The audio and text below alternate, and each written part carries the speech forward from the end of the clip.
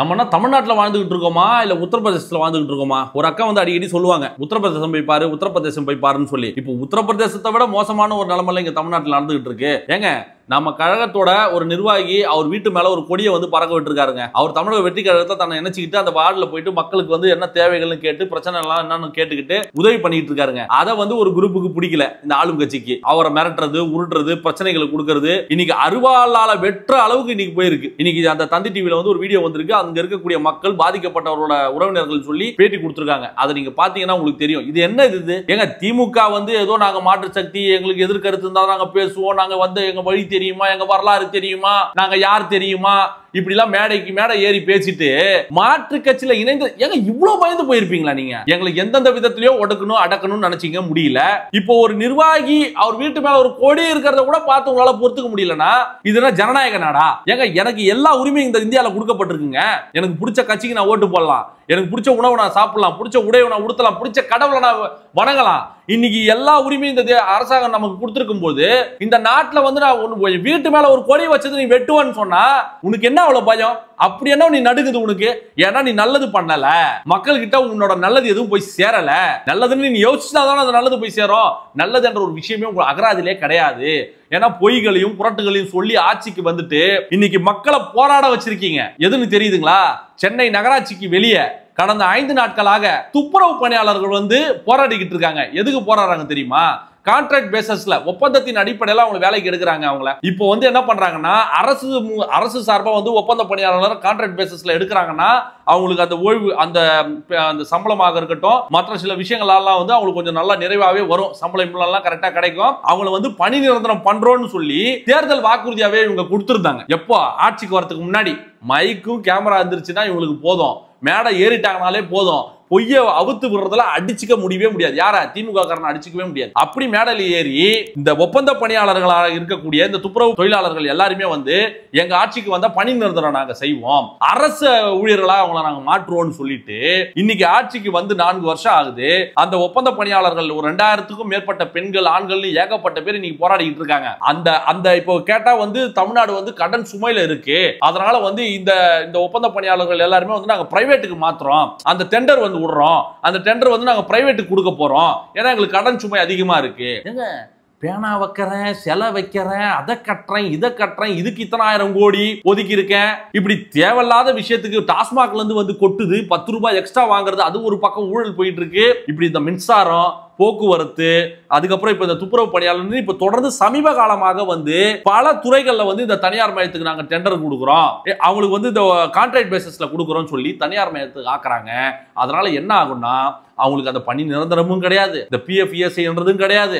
அவங்களுக்கு நாளைக்கு வேலையை விட்டு போடான்னு சொன்னாலும் போய் தான் ஆகணும். 2வது சம்பளமும் ரொம்ப ரொம்ப கம்மி. அதுக்காகத்தான் எங்க வயிற்றுல ஏன் அடிக்கிறீங்க? ஏங்க, இந்த ஊரையே சுத்தம் பண்ற ஒரு மக்களுக்கு அவங்க சுத்தமா வச்சுக்கணும்னு போராடி காலையில 4 மணி, நமக்கெல்லாம் சூரியன் உதிக்கிறது எத்தனை மணி நமக்கு தெரியும், ஆனா அவங்களுக்கு 3 மணி 4 மணிக்கு எழுந்து நகராட்சி ஃபுல்லா சென்னை சுற்றி இருக்கக்கூடிய அத்தனை இடங்களையும் போயிட்டு அவங்க சுத்தம் பண்ணிக்கிட்டு அவங்களுக்கு உடல் உபாதைகளும் பார்த்துக்கிட்டு அவங்களுக்கு எவ்வளவு நோய்வாய்ப்படுறாங்க, அவங்களுக்கு எந்த ஒரு ஏங்க கவர்மெண்ட் அவங்களெல்லாம் காப்பாற்றணுங்க, இப்படி கைட்டு விடக்கூடாதுங்க. இவங்க டெண்டர் விடுறோன்ற பேர்ல இந்த டெண்டரை யார் எடுப்பா? ஆளும் கட்சியை சார்ந்த எம்எல்ஏக்களும் எம்பிக்களும் அமைச்சர்களும் பினாமியின் பேர்ல அந்த டெண்டரை எடுப்பாங்க. இதெல்லாம் வந்து நூதன முறையில ஊழல் பண்றதுக்கான வேலை இது. சென்ட்ரல்ல கவர்மெண்ட்ல ஒன்றிய அரசு என்ன பண்ணுது? துறைமுகத்தை விற்கிறோம், ஏர்போர்ட்டை விற்கிறோம், ரயில்வே விற்கிறோம் சொல்லிட்டு அவங்க பெரிய லெவல்ல அடிக்கிறாங்க. இங்க நம்ம ஸ்டேட் கவர்மெண்ட் என்ன பண்ணுது? அதாவது ஓனர் வந்து பெருசு பெருசா விற்கிறாரு, லேபர் வந்து சின்ன சின்னதா விற்கிறாரு. அவங்க கவர்மெண்ட்டுக்கு சொந்தமான சில டெண்டர் நான் விடுறேன், இதை தனியார் மயமாக்குறேன், அதை தனியார் மயமாக்குறேன். தனியார் மயமாக்குவதற்கு எதிர்த்து இந்த தமிழ்நாடு அரசு போராடி இருக்குல்ல, பேசி இருக்குல்ல, கண்டனம் தெரிவிச்சிருக்குல்ல. இது எப்படி நீ அதானிக்கு கொடுக்கலாம், இது எப்படி நீ அம்பானிக்கு கொடுக்கலாம்? இது இந்த பிஜேபி மோடி அரசு வந்ததுக்கு பிறகு இன்னைக்கு இந்தியாவில் இருக்கக்கூடிய மொத்த விஷயங்களும் வந்து தனியார் மயமாக்கப்படுதுன்னு போராடினது யாரு? பேசுனது யாரு? இன்னைக்கு நீங்க என்ன பண்ணிட்டு இருக்கீங்க? மின்சாரத்துறை, போக்குவரத்து துறை, இப்போ இந்த துப்புரவு பணியாளர் துறைன்னு சொல்லி பல துறைகளை வந்து டெண்டர் என்ற பேர்ல தனியாருக்கு நீங்க வந்து வித்துக்கிட்டு இருக்கீங்க.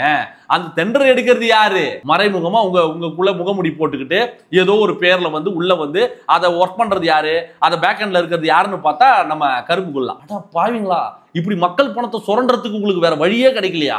அந்த மக்கள் அழுவுறத பார்க்கணும். நிறைய பேர் போய் பேட்டி எடுத்திருக்காங்க. சவுக்கு சங்கர், நியூஸ் மினிட்ஸ்னு சொல்லி பல ஊடகங்கள் போயிட்டு, தந்தி டிவி இருக்கக்கூடிய ஒத்த ஊடகங்களும் போயிட்டு அவங்ககிட்ட போய் பேசுறாங்க. அவங்களோட வழிகள் என்ன, அவங்க பிரச்சனைகள் என்னன்றது கேட்கறாங்க. இது வரைக்கும் முதலமைச்சர் துணை முதலமைச்சர் வாய் தந்திருப்பாங்களா? சேகர் பாபு அடிக்கடி அவங்க கூட உட்காந்து நான் சாப்பிட்டேன், அவங்க கூட நான் இருக்கேன், வீரவசனம் எல்லாம் பேசினேன். ஐயா சேகர் பாபு எங்க போனாரு? இன்னைக்கு யாருமே ஆளை காணுமே, வாயை திறக்கலையே. அந்த மக்கள் அழுவுறதுல உங்க கண்ணுக்கு படலையா? ஏங்க, கட்சியில மாட்டு கட்சியில இருந்தா வெட்டுறாங்க. அந்த நலிந்து உடைந்து பொருளாதாரத்துல ரொம்ப ரொம்ப பின்தங்கி இருக்கக்கூடிய துப்புரவு பணியாளர் வயிற்றுலையுமாங்க அடிப்பீங்க. ஆல்ரெடி அரசு ஊழியர்களை ஏமாத்துனீங்க. என்ன சொல்லி? பழைய ஓய்வூதிய திட்டத்தை நாங்கள் ஆட்சிக்கு வந்தால் அமல்படுத்துவோம்னு சொல்லி ஓட்டு வாங்கிட்டு ஜாக்டோ ஜியோ அமைப்பு ஒரு பக்கம் போராடிக்கிட்டு இருக்கு. துப்புரவு பணியாளர்களை நாங்க பணி நிரந்தரம் பண்ணுவோம், அரசு ஊழியர்களாக்குவோம் சொல்லி ஓட்டுக்கு நீங்க ஓட்டு வாங்கிட்டு இன்னைக்கு அவங்க வயிற்றுல அடிக்கிறீங்க. என்ன 2006 பேர்ல கலைஞர் அவர்கள் கான்ட்ராக்ட் பேசிஸ்ல துப்புரவு பணியாளர்களை பணியில அமர்த்தினாரு. அந்த அம்மா ஆட்சிக்கு வந்ததுக்கு அப்புறம் அது எப்படி கலைஞர் பண்ணதை நான் உங்களை பண்ணலாம் சொல்லி வேலையை விட்டு தூக்குனாங்க. தூக்குன உடனே இவர் ஸ்டாலின் அவர்கள் என்ன பேசுறாரு? வீரவசனம், நாங்கள் ஆட்சிக்கு வந்தா அந்த துப்புரவு பணியாளர்கள் எல்லாருமே பணி நிரந்தரம் பண்ணி அவங்களை அரசு ஊழியர்களா மாத்துவோம் சொல்லி பேசிட்டு இப்படி அவங்க வயிற்றுல அடிக்கிறீங்களே, அந்த பாவம் சும்மா விடுமா? தினம் தினம் போராட்டம், தினம் தினம் பிரச்சனை. இதெல்லாம் பத்தி பேசாம தமிழக வெற்றி கழகம் என்ன பண்ணுது?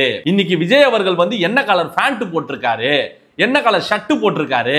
ஏண்டா இதுவா அரசியல்? இதுக்கு அவங்களை எத்தனை மக்கள் ஓட்டு போட்டு உங்களை தேர்ந்தெடுத்து வச்சிருக்காங்க? ஜனநாயக நாட்டுல போராடுறதுக்கு அனுமதி இல்ல, மாநாடு நடத்துறதுக்கு அனுமதி இல்ல, மக்கள் கஷ்டத்துல தன் வழியை சொல்றதுக்கும் அனுமதி இல்ல.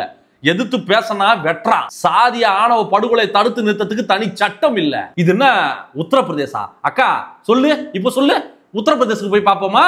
இல்ல உத்தரப்பிரதேசத்துல இருக்கிறவங்க சொல்றாங்களே இப்போ தமிழ்நாட்டை போய் பாரு. வெக்க கேடுல இதெல்லாம் எவனா சொன்னா சிரிக்க மாட்டான். இன்னும் 6 மாசம், இன்னும் 6 மாசத்துல உங்களுக்கான போதும்பா சாமி, பாத்துட்டோம்பா. பொய் பொய் பொய் பொய், வாயை திறந்தாலே பொய். இவன் அவனை சங்கின்றது, அவன் இவனை ஊப்பின்றது, விவாத மேடைகளை உட்காந்து மாத்தி மாத்தி திட்டிக்கிட்டு அண்டர் கிரவுண்ட்ல டீலிங்கையும் போட்டுக்கிட்டு எதிர்த்து பேச முடியுமா? இவரால மோடி எதனா வாய் திறக்கிறாரா?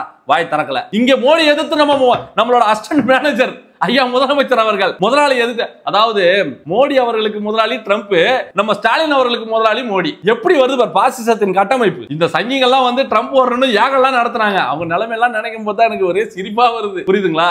இப்படி ஒன்றிய அரசு ஒரு பக்கம், இந்தியா ஒரு பக்கம் இந்த வரி சுமையினால மற்ற பிரச்சனைனால இந்த தனியார் மயமாக்குறோம், எங்களுக்கு வரி சுமை இருக்கு, எங்களுக்கு கடன் சுமை இருக்கு, எங்களுக்கு பல பிரச்சனைகள் இருக்குன்னு சொல்லி எல்ஐசி ஷேரு, ரயில்வே துறை, போர்ட்டு, இப்படி அவங்க வருஷம் என்னென்ன இருக்கோ அதெல்லாம் பெரிய லெவல் அவங்க வித்துக்கிட்டே வந்தாங்கன்னா இங்க நாங்க மட்டும் லேசானவங்களா? எங்க கிட்டயும் இருக்கு துறை, நாங்களும் விப்போம்னு சொல்லி ஏழை எளிய மக்களோட வயிற்றுல அடிக்கிற வேலை இன்னைக்கு தொடர்ந்து இந்த திமுக அரசு பண்ணிக்கிட்டு இருக்கு.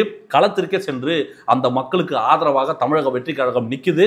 அண்ணன் நிர்மல் அவர்களும் அண்ணன் ஆதவ் அவர்களும் களத்திற்கே சென்று அந்த மக்களின் பிரச்சனை என்னன்னு கேட்டு அதற்கு லீகலா என்ன பண்ணலாம்.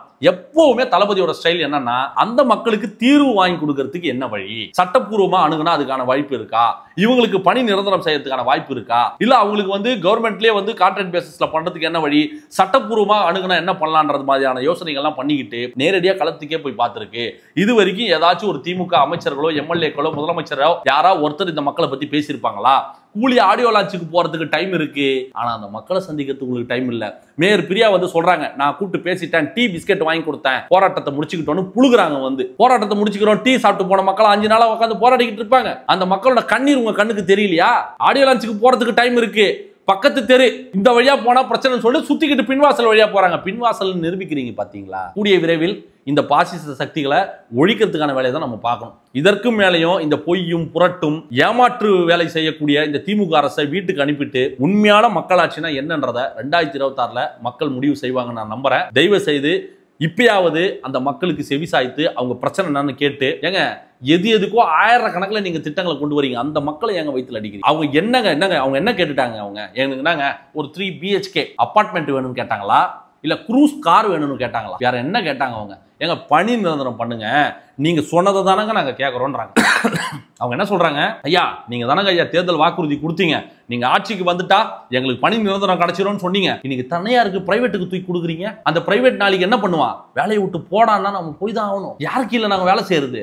அரசாங்கம்னா எங்களோட வாழ்வாதாரத்துக்கு ஒரு நம்பிக்கை இருக்கும். அரசு கிட்ட நம்ம குறையிடலாம், முறையிடலாம். எங்களுக்கு இந்த பிரச்சனை நாங்க யார்கிட்ட போய் கேட்போம்? ஓட்டு போட்ட உங்ககிட்ட கேட்போம். அரசாங்க வேலைனா ஒரு குறைந்தபட்ச ஒரு நம்பிக்கையாச்சும் இருக்கும். பிரைவேட் கிட்ட போய் நீங்க என்னன்னு பேசுவீங்க? அவன் 10,000 கொடுப்பான். அந்த 10,000 வாங்கிட்டு அவன் எப்படி வாழ்வாதாரத்தை நவுத்துவான்? அதுவும் சென்னை மாநகராட்சியில வந்து அவங்க ஒரு நாளைக்கு சர்வே பண்றதுக்கு 10,000 போதுமா?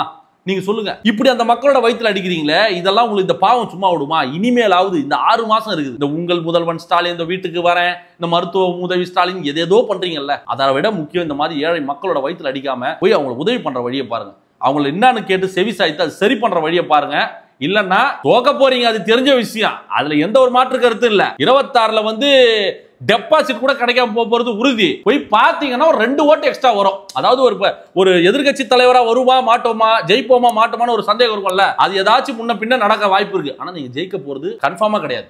அந்த கனவுல மட்டும் இருக்காதீங்க. பாவம் ஆட்சி போற நேரத்துல அந்த மக்களுக்கு முடிஞ்சா நல்லது பண்ணிட்டு போங்க. இல்லன்னா இந்த மக்களோட சாபம், ஒரு மிகப்பெரிய திமுக வரலாற்று பிழை நீங்க செஞ்சதுக்கான பழியை நீங்க சுமக்க வேண்டியது இருக்கும். அதுக்கப்புறம் நான் ஒன்னும் சொல்ல வேண்டியதில்லை. மக்களே, மீண்டும் முக்கியமா 21ஆம் தேதி மதுரையில் அழகர் இறங்குகிறார். உண்மையான ஓஜி மாநாடுனா என்ன?